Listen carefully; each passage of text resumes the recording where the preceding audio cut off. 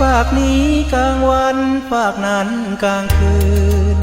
น้องนอนยามนี้เด้อคืนเป็นกลางคืนขอให้ฝันดีเฮาอยู่ไกลกันนานแล้วหลายเดือนหลายปีอ้ายยังคิดฮอดคนดีบ่มีวันหลงลืมความหลังฝากนั้นกลางวันฝากนี้กลางคืนอ้ายนอนยังฝันสะอื้นยามกลางคืนขัวสอบหานางเฮาอยู่นำกันคืนนั้นน้องคำควรค่าสองเฮาบ่ได้ไกลห่างนอนเคียงข้างหายไปกลางคืนวันเวลาพาให้เปลี่ยนไปบ่มีสิ่งใดเพียงแท้ที่รังยังยืนเคยซื่นรื่นรมกลายเป็นระทมขมคืนนอนหลับค่อนคืนยังตื่นยามเด้อตื่นคิดถึงแก้วตาฝากฟ้าไกลกันไฟฝันวันคืนขอใจอย่าได้เป็นอื่นคงมีวันสมสื่นอุรามีเจ้าคนเดียวอยู่ในใจอ้ายเสมอมาสุดฮักสุดปรารถนาขอฟ้าดินสวยโดนบันดาล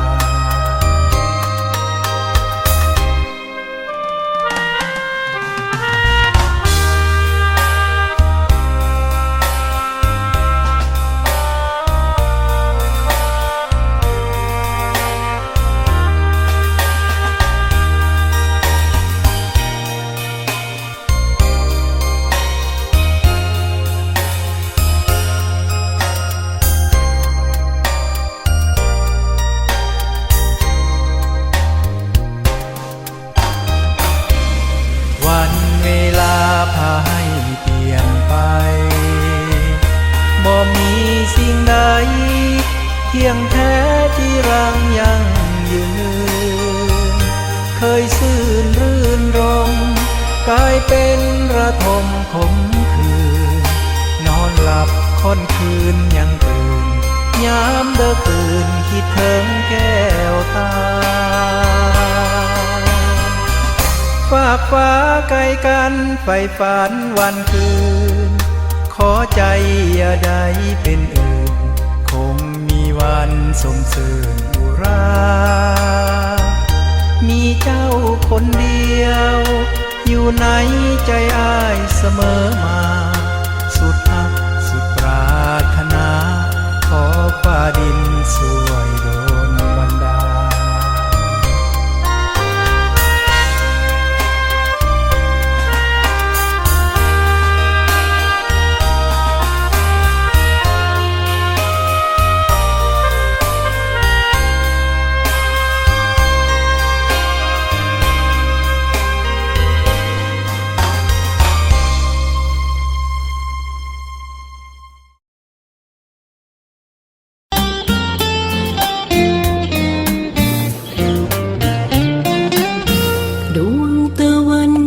สีแดงคอยลุงแรงสาดแสงงามเด่นหลากสีเมื่อมองทะลาไหลลินได้ยินหมูนกส่งเสียงสุขีขับกล่อมดังเสียงดนตรีแห่งนี้คือหลวงพระบางแดนวิไลลมเย็นเย็นโสยพัดมาเบิ่งบนฟ้าเห็นเมฆาเลื่อนลอยไหลอบอุ่นอายฮักจากดินได้กินอายฮักจากดวงดอกไม้ทุกสิ่งยังประทับใจ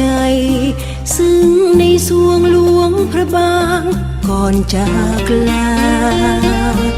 หลวงพระบางเมื่อยามแลง องแส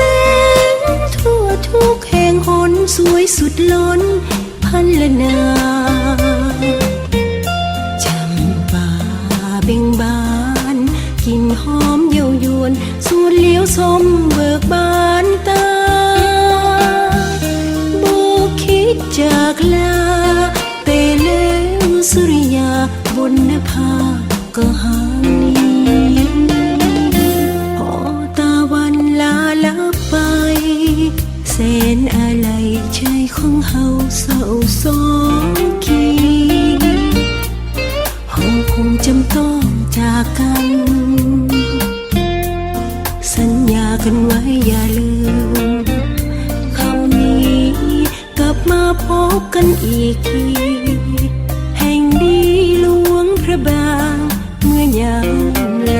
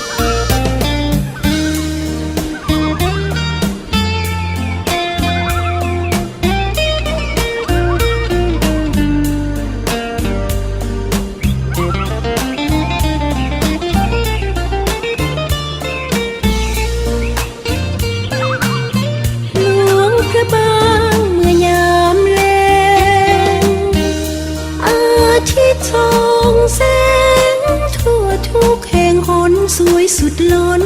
พันละนาจำป่าเบ่งบา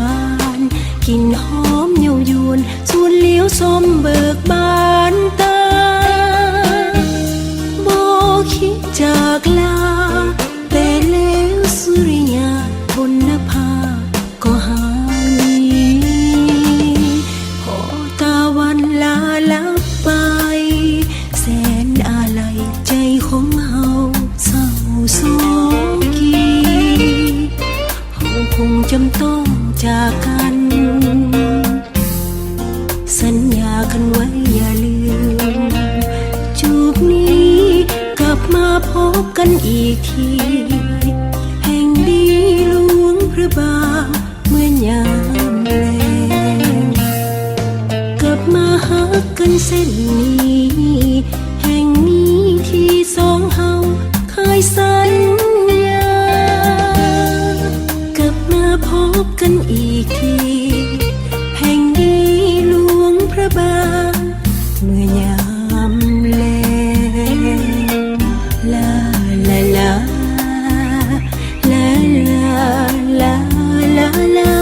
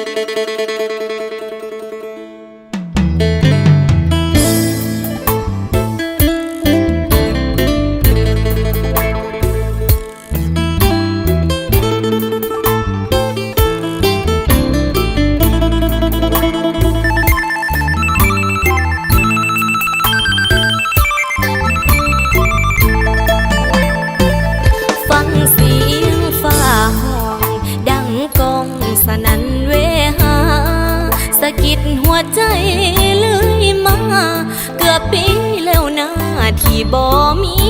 เขาสาวหน้าคนนี้ซ้ำสิวีคิดน้ำผู้เบาความผูกพันเป็นบ่าวสาวตั้งแต่เข้าเฮียนอยู่ม.ปลายอายได้เฮียนต่อมหาลัยอยู่ในเมืองทองจึงจำจากไกลน้องทั้งที่เฮาสองผูกสัมพันธ์ใจคำมั่นสัญญาอายให้ว่าสิบ่ลืมบ่ไหลอยู่อายก็เงียบไปจักเป็นจังใดอายบ่ติดต่อเป็นจังใดเนาะอายคือบ่ติดต่อมาเนาะเป็นห่วงหลายเด้อายเอ่ยหัวน้องเอิ้นหาได้ยินเสียงน้องบ่ฮัลโหลได้ยินบ่ได้ยินเสียงน้องบ่โทรหากันแล้วแม่เสร็จกันแล้วหรือสัญญาณบ่พอผ่านเฟซบุ๊กที่เคยติดต่อบ่มีแววอายสิตอบมาเบิดปัญญาแล้วบ่มีแนวมาเป็นที่พึ่งจึงเอิ้นอายใส่หม้อหนึ่งถอดความคิดถึงจากใจไปหาหนุ่มมหาลัยหรือว่าอายไปมีพันยาเว้าให้ฟังก็ได้ดอกนะหากตัดใจลาสิกันใจลืม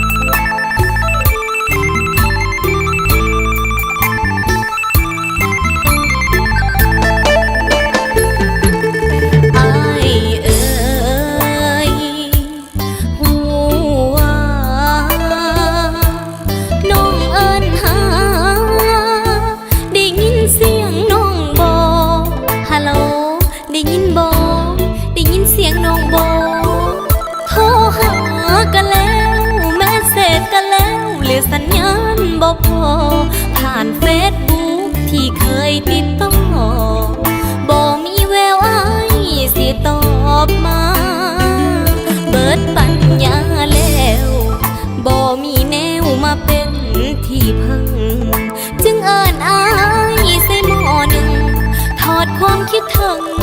จากใจไปหาหนุ่มมหาลัยหรือว่าอายไปมีพันยาเว้าให้ฟังก็ได้ดอกนะหากตัดใจลาสิกันใจลืม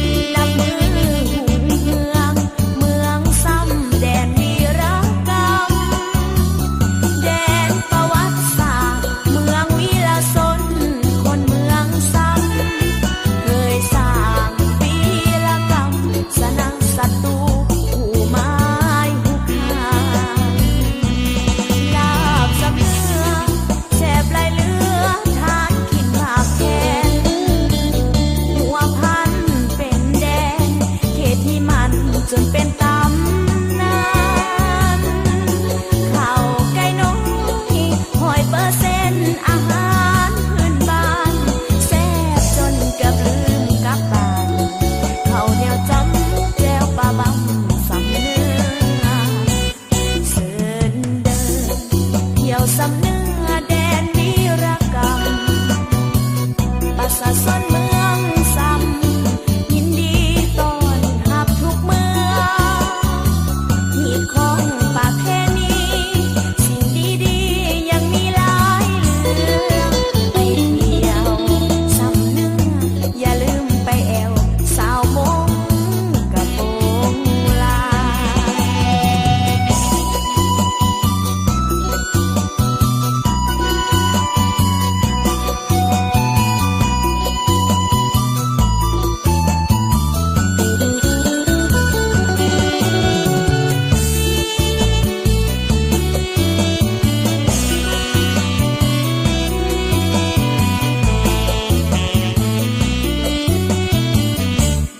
ลาบสำเนื้อ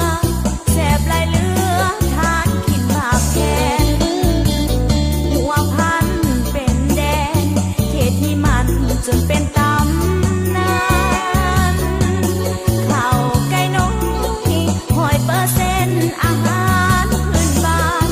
แซ่บจนเกือบลืมกลับบ้านข้าวเหนียวจ้ำแจ่วปลาบำสำเนื้อเสิร์นเดินเที่ยวสำเนื้อแดนวีรกรรมประสาทซ่อนเมืองซ้ำยินดีต้อนรับทุกเมื่อหีบของประเพณีสิ่งดีๆยังมีหลายเหลือไปเที่ยวสำเนื้ออย่าลืมไปแอวสาวมงกะโปงลาย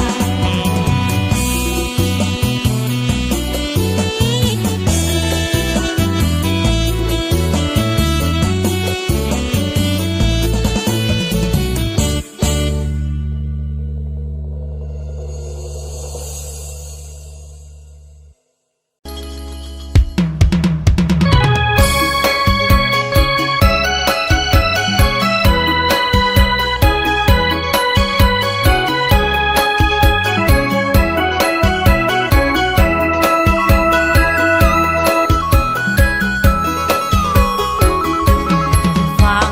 เสงามเดลองเสบางไฟคืนดินสาวผู้ไทยหาจิตใจใสจะเปรียบเหมื